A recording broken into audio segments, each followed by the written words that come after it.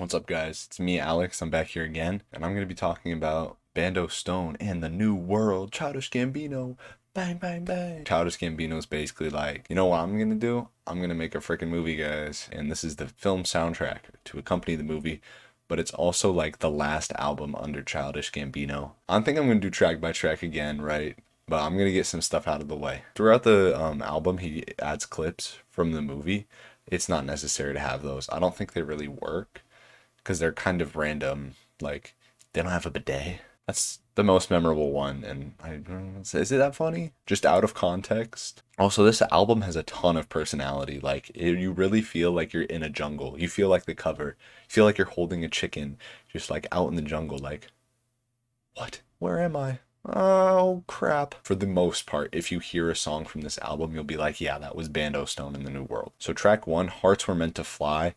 Or actually, let me try to pronounce this. H3 at RT, $sign, W3 re, M3 at symbol NT, T0, F7 yen. This first track, it's whack. What the heck is Mr. Gambino doing? It's very unique. It's very loud with the bass. It's very bassy, and like Emery's high pitched voice like perfectly contrasts it, and it's really, I love it. I like Gambino's rapping on part of this song. For like the first part, like half, it feels like a drumless song, and I think that's really cool. And then the beat drops and it turns into like, it like morphs into this deconstructed experimental club song, and it's really cool. I mean, this is just a really cool song. I've seen a lot of hate for this on the internet. That's some dumb hate, bro. This is a good song. Next song, the lead single, Lithonia. My goodness, Lithonia is a beautiful song.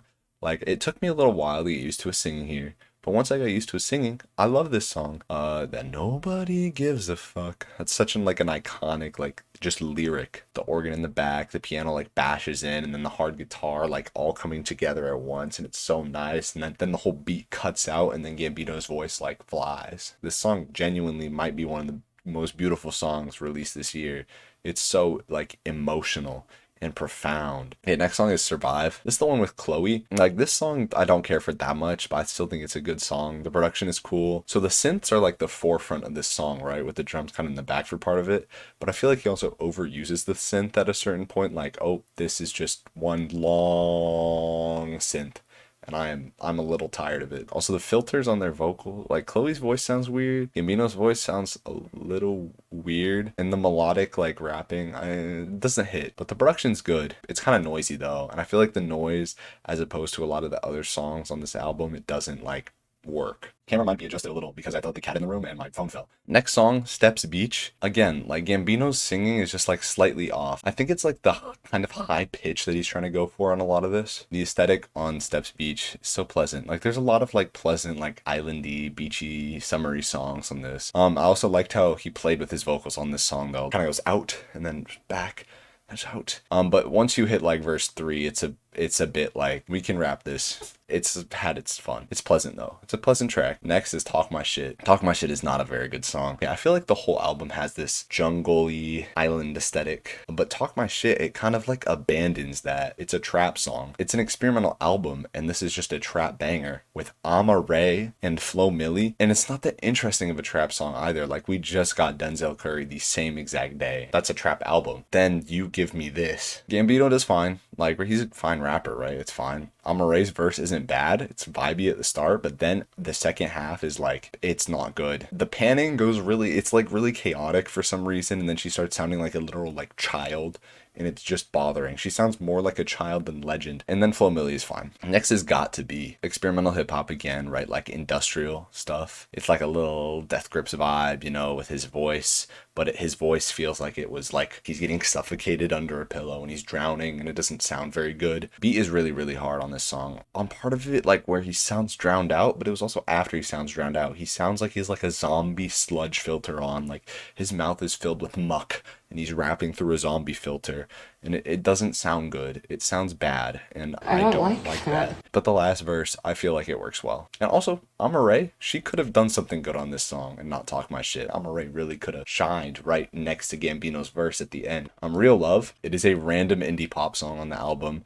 Gambino singing is nice. It's chill, but it's a bit poppy. Like, it didn't have to be as poppy. And also, why is it here? I don't know why Real Love is on this album. There's more songs, we'll get into it, that I feel like don't deserve to be here because they just don't fit the genre or the aesthetic or the vibe at all. Then In the Night, next song. It's a chill, like, poppy Afrobeat song, and he tries to make it like a little bit more with the bass and everything. But I feel like, especially with Georgia Smith's verse, which I think is a good verse, it just comes off as a bit poppy, which isn't bad, but it's like poppy Afro beats, which everyone has heard. It doesn't work great, but it's not bad. Like, it's fine. It's a fine listen. Amare's verse is amazing. I'm not gonna lie, that part of the song is amazing. Is it Amare or Amare? Amare.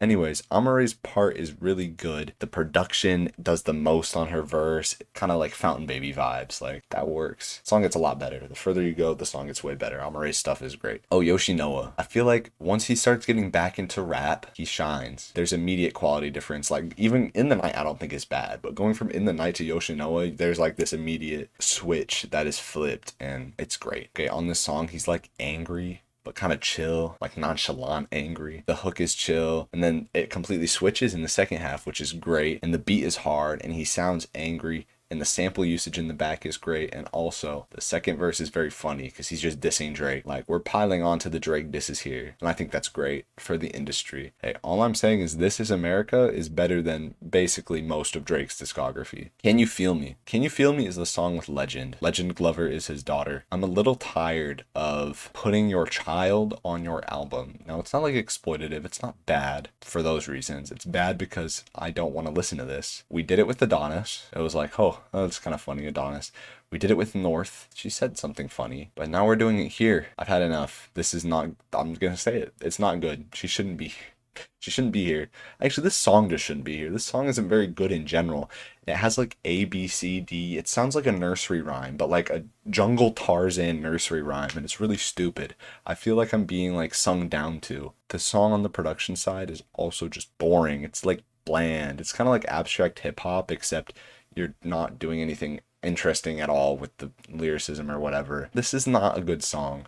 It sounds like Kids Bop. I don't want to be Kids Bopped by Donald Glover. Then we get to No Excuses. No Excuses is like a 7-minute song, but it's a nice song. You get a lot of like beautiful instrumentals. You get some nice singing on parts of it. The background singing is nice. I don't think Gambino's singing shines here. I feel like this is where I really start to notice that his high-pitched singing doesn't work for me. But once he tones it down and like the vocal effects come through, it's kind of nice and chill. I want to highlight on this song most of all is the instrumental break, because the instrumental break is so great here. It's like really chill and beautiful, and then the sax comes in and it's like, this is amazing. It's heavenly. And then it all evolves at the end, and I feel like with Donald Glover's singing kind of meshing into the rest of the song, it works really well. Now, Cruisin'. When I first saw Cruisin' featuring Yeet, I was petrified. I'm like, okay, my expectations were on the floor for these songs. This song is ethereal. The production is ethereal on this song. When the beat drops and everything like meshes together, I can't even describe it. It's beauty. And then his vocals on this song are beautiful. He's like yelling, and it's part one of this song.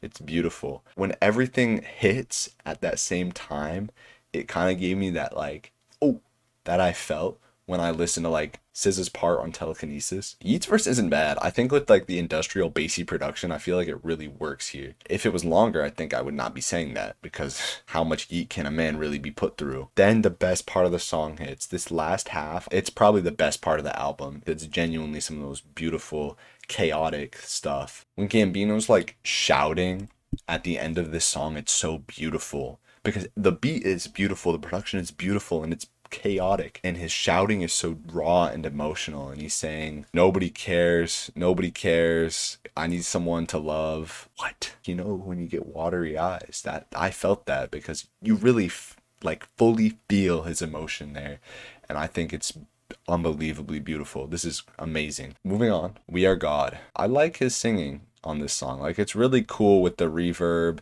and like the tuning he does to it. I wrote, it feels like I'm trekking through a jungle at night with some ambient noise around me. Like you hear like the snakes, you hear this.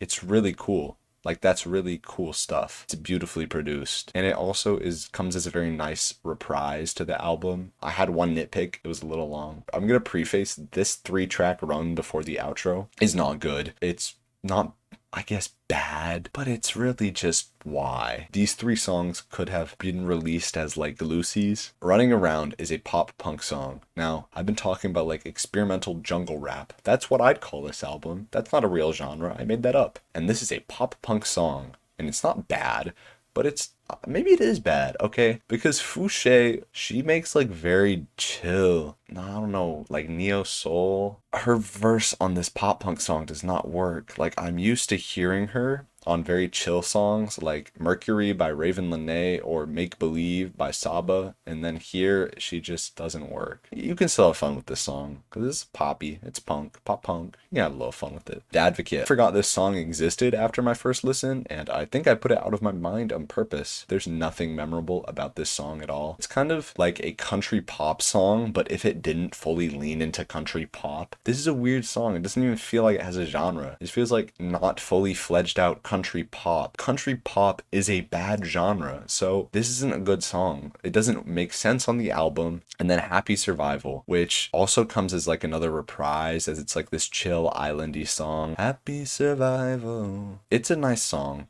I guess it's pleasant, but it gets boring. This song could have been a 30-second to a minute. I mean, I guess some people would be like, why wasn't this fully fleshed out? When it comes fully fleshed out, you realize that this didn't need to be a 3-minute reprise. The production isn't really varied throughout the song. You're getting the same thing for 3 minutes, which isn't always bad, but here it doesn't make sense. Running Around, Advocate, Happy Survival, that run is doo-doo garbage. But hold your horses. You may be like, you're being really critical. Well, A Place Where Love Goes is beautiful. This is a great outro. It's more like experimental hip hop. The jungle is back. I like the hush rapping. It feels like kind of evil, like, and then all of a sudden,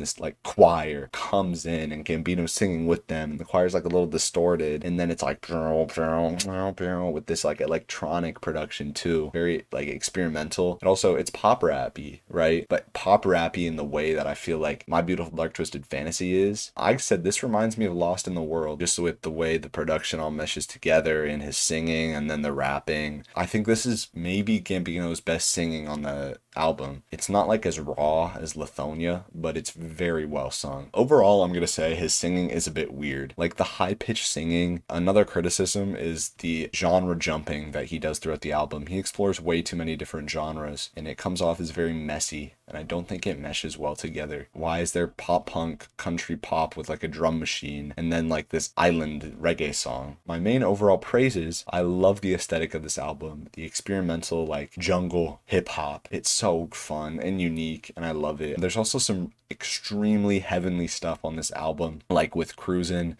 A Place Where Love Goes. You know, when he fully goes all out with the production, with his singing, he can really hit. Overall, I feel like I'm very mixed on this album because there is some extremely weak stuff, but then there's some extremely strong stuff as well. And I feel like for the most part, the good outweighs the bad. The bad is not too present. I'd say a lot of stuff is just fine. The good outweighs the fine, and I think for a number, I think it's like a mid 7. I think, yeah, just straight up a mid 7.